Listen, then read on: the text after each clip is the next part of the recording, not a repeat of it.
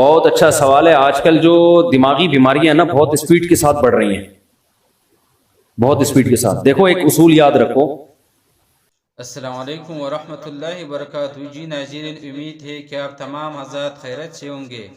سب سے پہلے یہ ویڈیو ملاحظہ کرے, 3 تاریخ مسعود صاحب کی شوٹ یا کلپ دیکھنے والوں یہ ویڈیو ملاحظہ کرے.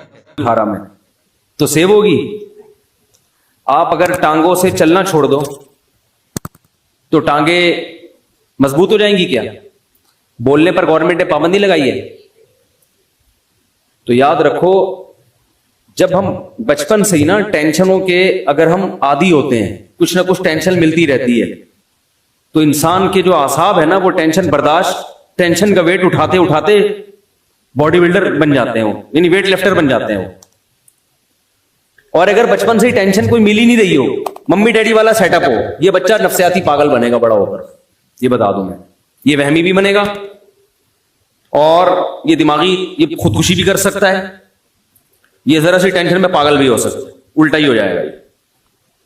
تو آج کل جو ماں باپ نے بچوں کو جو ممی ڈیڈی والی زندگی دے دی ہے, بہت زیادہ میرا بچہ چماٹ نہیں مارنا, تھپڑ تو ماں. ایکچولی بچوں کی سیلف ریسپیکٹ پہ بہت اثر پڑتا ہے.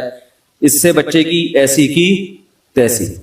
ہاں, ایسا بھی نہیں ہونا چاہیے کہ آپ بازو کو طاقتور بنانے کے لیے اتنا ویٹ اٹھا لیں کہ ہڈی چٹک جائے آپ کی, تو بچے کو اتنی ٹینشن ہونا شروع ہو جائے کہ گھر اس کے لیے عذاب بن جائے. جو آ رہا ہے جا رہا ہے اس کو ذہنی طور پر ٹارچر کر رہا ہے, تو اس سے بھی دماغ خراب ہوتا ہے اس کا.